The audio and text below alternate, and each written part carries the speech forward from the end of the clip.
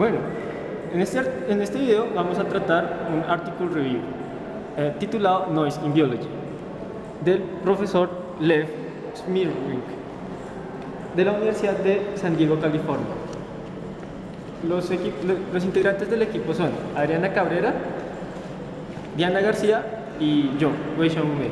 Los procesos en la naturaleza son fundamentalmente de tipo estocástico. Sin embargo, esta estocasticidad no es observable frecuentemente a nivel macroscópico en sistemas que están en equilibrio. Sin embargo, cuando un sistema es sacado del equilibrio, se pueden exhibir fluctuaciones grandes y observables. Un ejemplo de este tipo de sistemas son los sistemas biológicos, en los que el ruido juega un papel fundamental en procesos tales como la expresión de genes y la dinámica de poblaciones. Al hablar de poblaciones biológicas, nos interesan los factores de variabilidad. Entonces, ¿por qué? Porque en general las especies comienzan por diversificarse fenotípicamente y después más marcadamente en el genotipo, para dar una separación de especies debido a barreras ambientales o cambios en el medio. Entonces, los biólogos han estudiado dos tipos de variabilidad: la variabilidad intrínseca y la variabilidad extrínseca. La extrínseca es la que se le asegura al medio. Entonces, el medio va a estar cambiando y los individuos de la población van a estar cambiando con el medio, y por lo tanto se van a diferenciar y van a haber diferentes fenotipos de los mismos individuos en una población dada. Ahora bien, si se mantiene un ambiente más o menos estable para los individuos, se encontró que recientemente que los individuos, incluso los individuos genéticamente iguales, presentan fluctuaciones en los fenotipos. A esto se le llama el ruido intrínseco. Bueno, vamos a enfocarnos en las fluctuaciones a nivel celular, en cómo esto influye en el desarrollo de organismos multicelulares y en la dinámica poblacional de estos. Y además cómo estos afectan el ruido a la expresibilidad de los genes. Procesos estocásticos. La fuente clave de variabilidad estocástica a nivel celular son las fluctuaciones térmicas de reacciones bioquímicas que manejan el ciclo celular, su motilidad, etc. El dogma central de la biología molecular estipula que las proteínas son la estructura base de la vida y se producen de la siguiente manera. Los genes son sintetizados para producir ARN mensajero. El ARN mensajero es traducido para producir proteína. Este mecanismo puede ser descrito por los siguientes modelos. El primer modelo, el más básico de todos, asume que las fluctuaciones en el medio son despreciables. Este toma dm de t trata del número de moléculas de ARN mensajero respecto al tiempo es igual a km, trata de acumulación de moléculas de ARN mensajero, menos gamma sub m por m, es decir, trata de cambio de degradación de ARN mensajero por el número de ARN mensajeros que hay. Y también la ecuación de P de T, es decir, número de proteínas respecto al tiempo, es igual a rata de cambio de acumulación o creación de proteínas por el número de moléculas de ARN mensajero menos rata de degradación de proteínas por el número de proteínas que hay. Este primer modelo es bastante limitado porque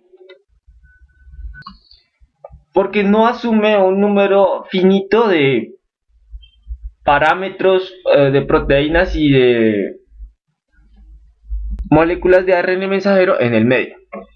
El modelo que le sigue sí toma en cuenta el número finito de recursos, pero igual se queda corto a la hora de describir los mecanismos como los genes son sintetizados.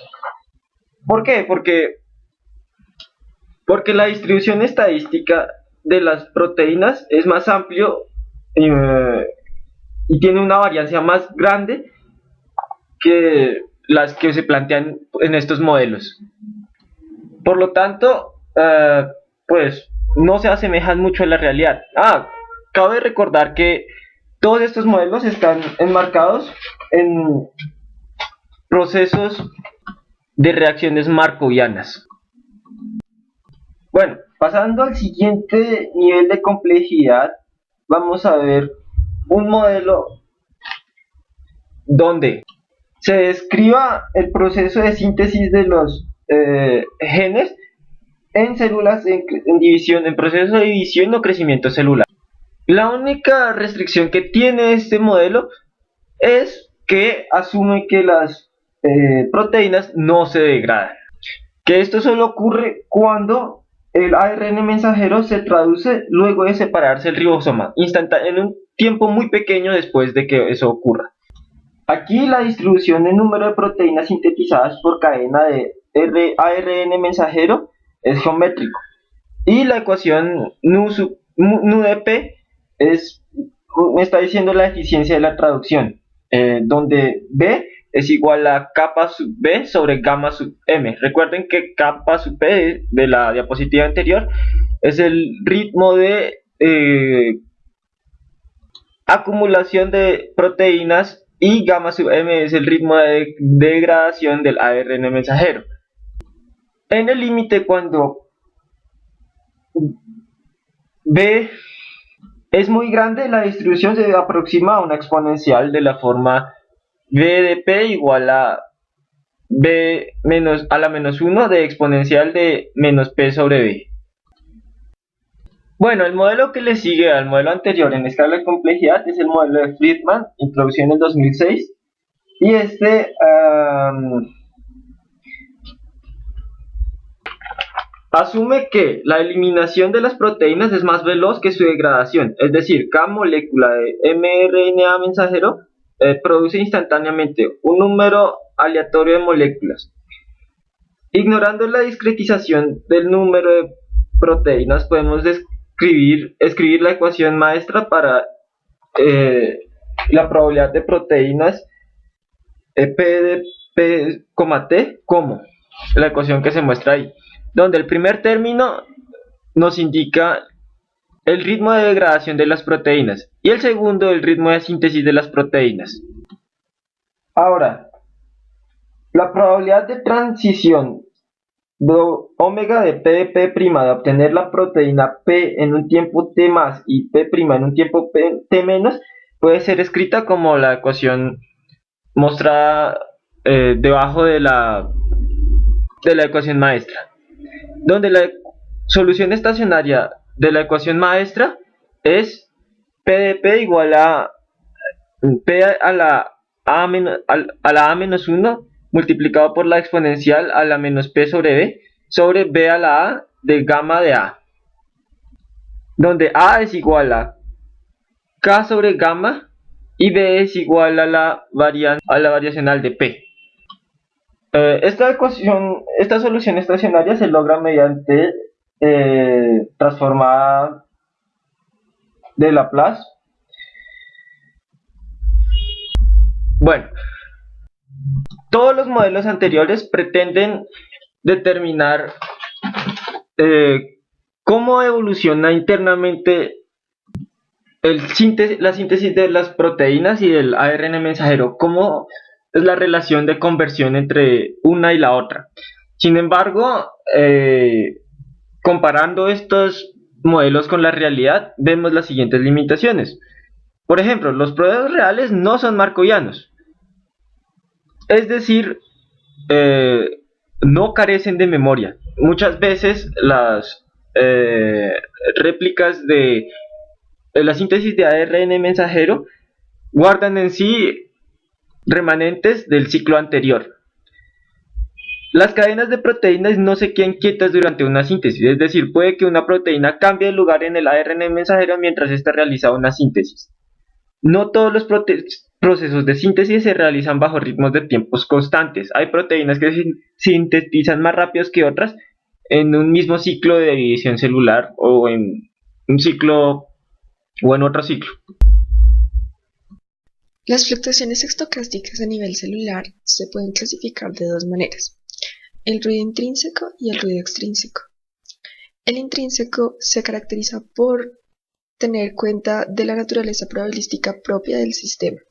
Entonces, por ejemplo, en los sistemas celulares se tiene ciclos en las células que no todos van a estar en fase y por lo tanto los resultados van a estar un poco dispersos.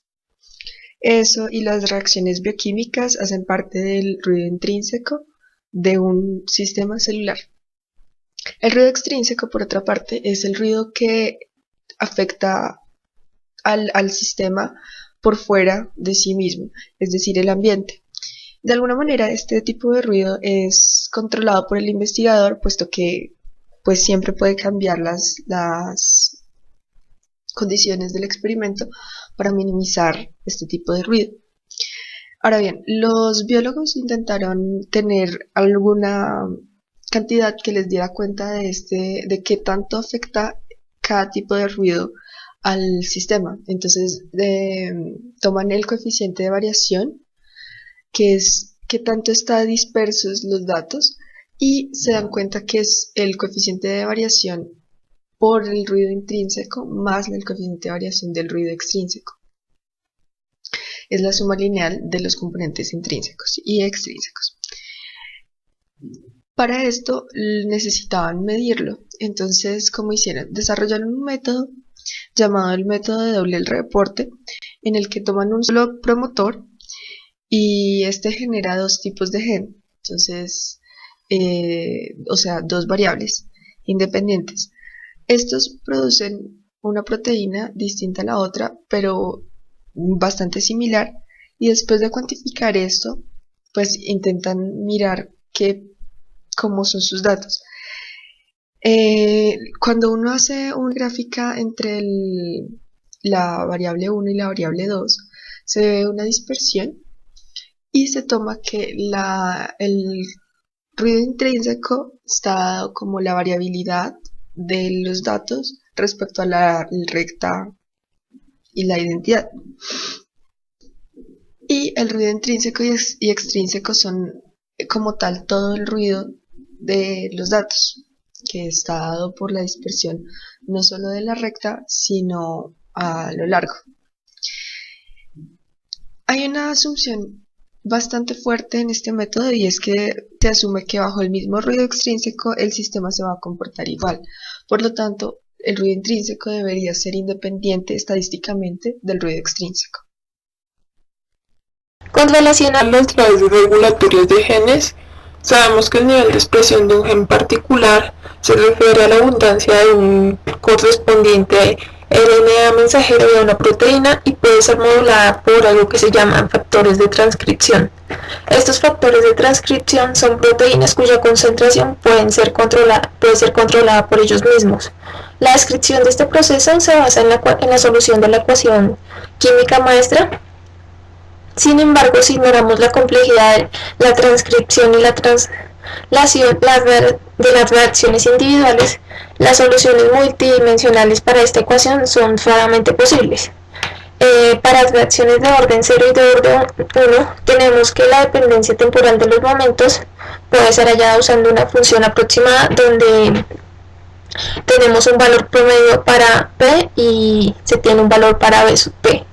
Estas son distribuciones de proteínas que regulan la transcripción de un gen y son linealmente represadas por la propia proteína producto, y la velocidad de esta transcripción es una función lineal de la abundancia de las proteínas represoras.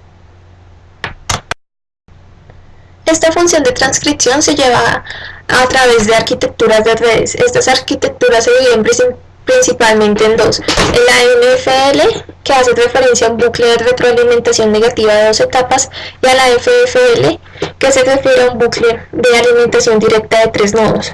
En el primer tipo de arquitectura, en la NFL, funciona a través de la represión de un activador o la activación de un represor, y está presente en la bacteria Bacillus subtilus. Como se observa en la gráfica, este mecanismo funciona mediante un regulador maestro, que es el CONCA, y representa la síntesis de su propia proteína activadora, que es la CON-S. También se observa la comparación del nivel de ruido en un circuito NFL sintético y uno nativo, y se observan diferencias estadísticas de fluctuaciones estocásticas, siendo la sintética la más estrecha. En cuanto a la arquitectura FFL, tenemos 8 tipos de esta y se dividen en dos, en la coherente y la no coherente. Están presentes también en la bacteria Escherichia coli. Y esta división entre coherente y no coherente depende de cómo es el camino de A a C, si es directo o no es directo.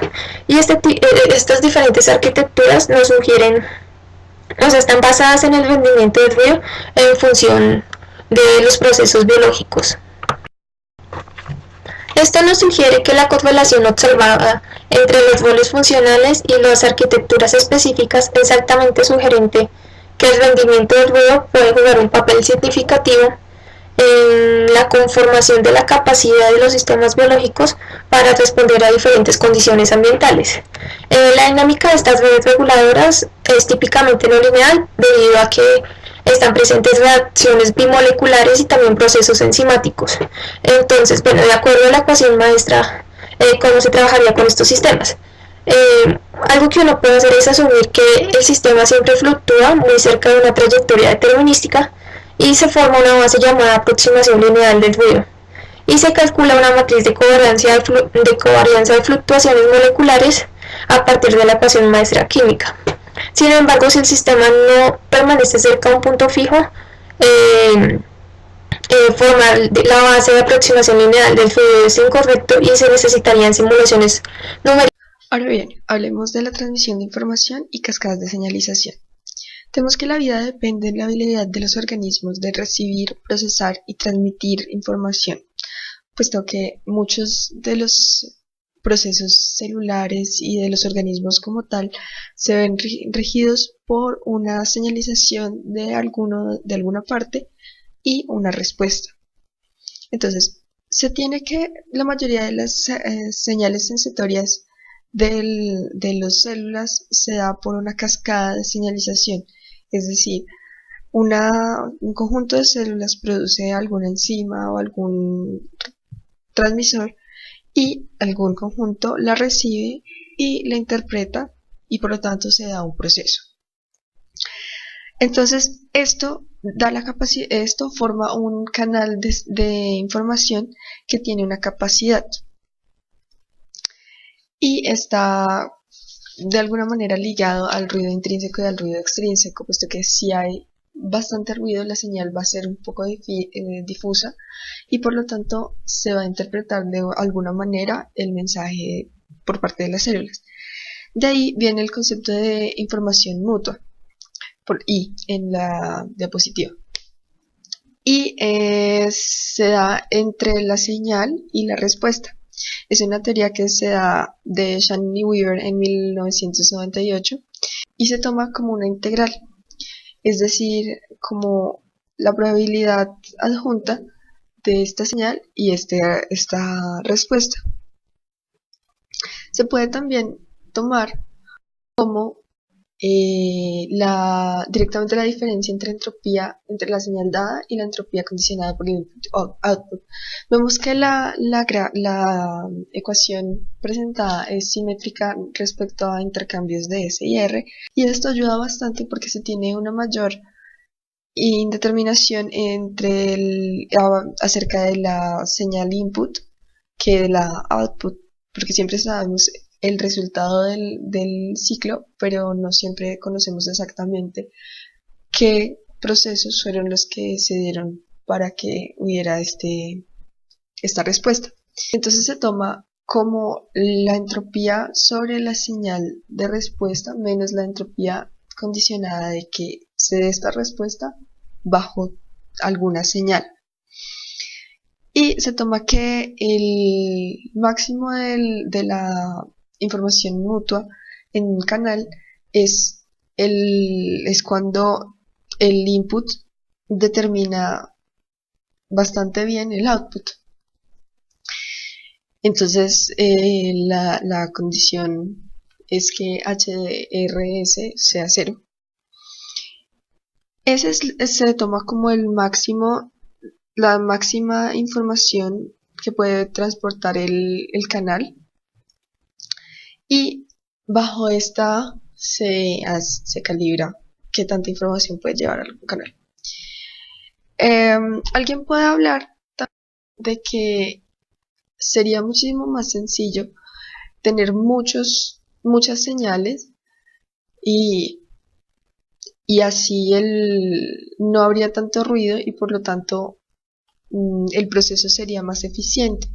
Pero entonces a nivel celular se debe pensar en algunas cosas, que si yo tengo que producir demasiadas proteínas que señalicen un proceso, eso tiene un gasto energético. Entonces, cada vez que yo dé una cascada de señalización muy grande, así el proceso sea un poco más eficiente porque la información no se vaya perdiendo en el camino, pues el gasto energético de la célula va a ser mayor. Un ejemplo muy importante de esto es la persistencia. Entonces la persistencia está desarrollada como un método de supervivencia que ayuda mucho a las poblaciones. Pero en el cuerpo, cuando hay un virus y a este se le aplica un tipo de antibiótico, hay una parte de la población que va a morir, pero si se aplica esta fluctuación externa a la misma población varias veces, pues lo que va a hacer la población es generar resistencia. Es decir, en la información genética ya está contenida cómo sobrevivir a un tipo de fluctuación determinada. Esto se le llama persistencia. Los sistemas biológicos presentan estrategias para la asignación de recursos debido a que estos son limitados. Debido a esto, se produce una interferencia entre las vías que comparten el mismo recurso y por lo tanto se genera una competencia. Esta competencia lleva a correlaciones fuertes que son producto de diferentes tipos implícitos de acoplamiento que se producen debido a las limitaciones en los recursos enzimáticos. Esto también se presenta cuando la tasa de llegada de RNA mensajero a los ribosomas es mucho mayor que la velocidad de procesamiento y se produce una sobrecarga, de modo que se compite por la atención de los servidores fuertemente correlacionados. Esto puede ser descrito a través de la teoría de colas, que es una descripción probabilística que nos dice que distintas moléculas se sintetizan de forma aleatoria y son procesadas o degradadas a través de reacciones químicas. Este es aplicado en redes metabólicas y de regulación, en donde se produce acoplamientos y competición debido a la limitante pues, de los recursos. También se produce ciclos de sobrecarga y subcarga que están relacionados con el número de ribosomas y el número de RNA mensajero que llega pues, a los servidores. Cuando el número de RNA mensajero fluctúa lentamente, el sistema cae en un estado que se conoce como estado resonante de correlación negativa, donde el número de ribosomas tiende a ser igual al número de RNA mensajero. Cuando un ribosoma ha sintetizado o degradado un RNA mensajero, existe después de esto una mayor probabilidad que Fluctuaciones en la dinámica poblacional. Las poblaciones en los modelos biológicos tratan con procesos de vida y muerte. Estos modelos pueden ser muy complejos e incluir múltiples subpoblaciones, complejas interacciones interespecies e intraespecies y reglas especiales de interacción. El modelo de la dinámica poblacional clásica asume una dinámica poblacional continua. El modelo más básico es el modelo malthusiano. El problema del modelo malthusiano es que para poblaciones muy grandes a veces no es capaz de predecir o a veces predice unos tiempos de extinciones muy cortos. Ahora, modelos más complejos que pueden predecir para poblaciones inmensas de algún organismo el tiempo de extinción sin importar la complejidad de interacciones son los que tienen en cuenta las fluctuaciones en el ambiente. Un ejemplo de estos modelos es el siguiente. Este modelo se conoce como modelo de tiempo medio de extinción, donde R0 es conocido como el radio de reproducción básica en el número de población y ya. Como este modelo hay muchos. El problema de estos modelos es que asumen un ambiente totalmente aislado del mundo externo, donde las interacciones con el ecosistema pueden generar mezclas muy complejas. Sí. Como igual unos patrones de fluctuación en el ambiente igualmente ricas. La estocasticidad juega un papel muy importante en la dinámica espaciotemporal de las poblaciones. Esto se puede ver a nivel micro con poblaciones microbianas o a nivel macro a través de epidemias virales. La velocidad de expansión, que es determinada por la estructura del borde o la frontera de la onda de población, donde la densidad es baja y se tiene un carácter discreto. En el límite determinista, las ondas de población se rigen a través de la ecuación de Fisher-Kolmogorov que se presenta en la diapositiva. El primer término hace referencia a un crecimiento logístico y el segundo término se refiere a la difusión debido a la motilidad al azar. Como solución a estas ecuaciones se presenta una familia continua unidimensional de ondas. Sin embargo, debido a fluctuaciones, se altera la imagen de estas ondas y es necesario añadir un término donde se tiene en cuenta un valor que depende del espacio y del tiempo y hace referencia al río gaussiano. También se tiene un parámetro que se conoce como epsilon, que generalmente es pequeño. Esta ecuación describe la dinámica poblacional con una capacidad de carga finita por una unidad de área. A partir de esto se pueden observar fenómenos interesantes cuando el movimiento no es puramente difusivo y se forman patrones a través de las poblaciones de microorganismos en ambientes hostiles. Estos son descritos por sistemas de reacción de difusión deterministas con difusión no lineal. También se tienen modelos híbridos donde se combinan agentes discretos como son los microorganismos individuales y fenómenos continuos como son los campos. También podemos observar que hay partículas o agentes autopropulsados que localmente intercambian información direccional. Esto se puede ver entre baños, peces o pájaros. Bueno, ya con esto finalizamos este video. Como pudimos ver a lo largo de la presentación, las fluctuaciones como el ruido juegan un papel muy importante en biología a nivel celular y subcelular. Tienen una influencia en procesos tales como la expresión de genes, la dinámica poblacional, toma de decisiones, la distribución de recursos. Quisimos profundizar en cada uno, pues en la mayoría de estos como subtemas, y bueno, que fue lo que se hizo en la presentación. Y con esto, bueno, finalmente se concluye o se analiza de algún modo cómo la influencia o cómo las fluctuaciones llegan a afectar las funciones biológicas a nivel celular.